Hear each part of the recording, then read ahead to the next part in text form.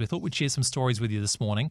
And so to do that today, Ratam Bhattarai, she is the Country Program Manager for World Vision, and for the first time ever is joining me in studio to talk on the radio. How are you feeling now? Woohoo! Excited! Now, your story itself is pretty remarkable. Now, you grew up in Nepal. Yes. Yeah. And, I mean, we're sharing off air about how, whenever you hear people complain in New Zealand, and all you need to do is be exposed to what life is like in other parts of the world. So tell me about growing up in Nepal and what you saw there. Yes, yeah. Growing up in Nepal. So I was born and raised in Nepal. Moved to New Zealand when I was about 21 years old. And so I work for World Vision currently. And the reason why I got into this sector was because of my background and where I grew up and the experiences I had in Nepal, which was mostly seeing the disparity, between people, economic disparity particularly. Seeing children begging on the road, not having enough to eat,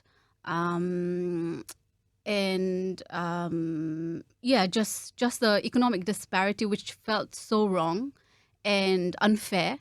I could share a few stories with you if you would like to hear. Yeah, sure, absolutely. Yeah. So there was this one experience that really stayed with me from Nepal, which was with this lady called Rama. She used to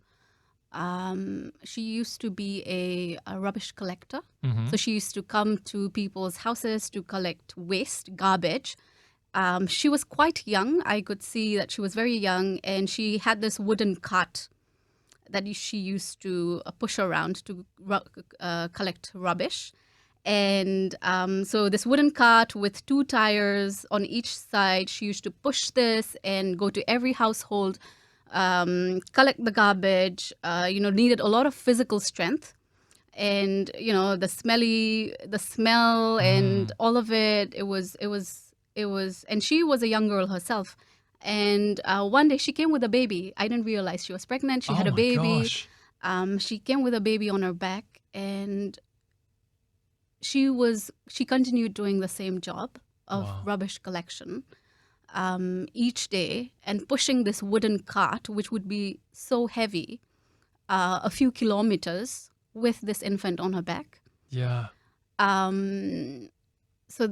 That was one experience which really stayed with me. Yeah, well, I mean, we don't really realize, when you talk about a story like that too, I mean, what strikes me is how much people's lives are so precarious in that position as well, because, I mean, that's obviously a very unsanitary line of work to be in. And often, when they become unwell, suddenly that's it. You can imagine, if you get like an injury here, I've often talked about, say, imagine you bang up your knee, for example. You go see a physio, a few weeks later, you're okay. Yeah. In that part of the world, you harm, you hurt your body in some way, and suddenly your ability to provide for your family is completely gone. Yeah, and if you don't have the money or the funds to then look after yourself, your kids, you're on this meager salary.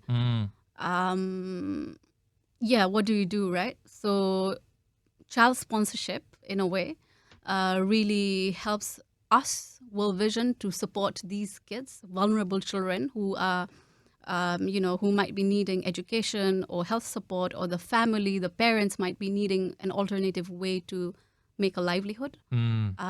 So through child sponsorship, we have a holistic approach where we work for the children, but also work with the parents so that the children can benefit. Now, one thing that struck me too, because I know we've talked about it in Nepal and other parts of the world, but for the girls in particular and child marriage, it can sound to some like that's kind of exploitative from the parents' point of view. But I think in many cases, from what I've heard, it's also their way of trying to secure a future for their child. At least that they're like, well, we can't feed them. At least if we marry them to this person who is 30, 40 years older than them, at least they won't be hungry. And it's like the only thing they can think of. Yes, it's a way out of poverty. Child marriage, child labor, forced labor. Yeah, it's a way out of poverty. It's not, if they had an alternative, they, I'm sure, would do better. And that is why, World Vision is doing the work it's doing, so that the parents are empowered to then look after the kids. And that's how we're indirectly helping the children. Yeah. Well, I want to remind everyone too, as you're listening to this conversation, if you want to respond, you can just text through CHILD, CHILD to 4040, and we'll send you some information on that. Yes. But since you've been working with World Vision, you've also had the opportunity to travel around the world and see what life is like for others. Do you have any other stories you can share with us this morning? Yeah, sure, Andrew. There is one story from a field visit to Cambodia. I met this 24-year-old girl called Rong Ratha, and she used to be a sponsored child. But when I met her, she is... Okay, so I'll give you the background story of her life. Yeah. When she was in grade 7, she dropped out of school because she witnessed domestic violence in her family.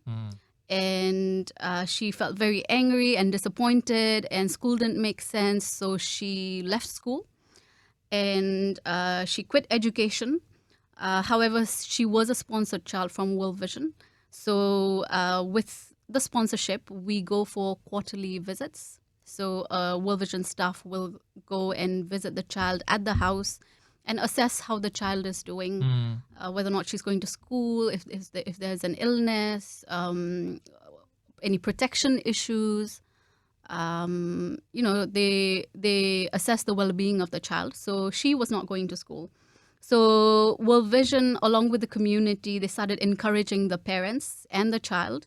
So she first took part in the Impact Plus group, which is a World Vision program model.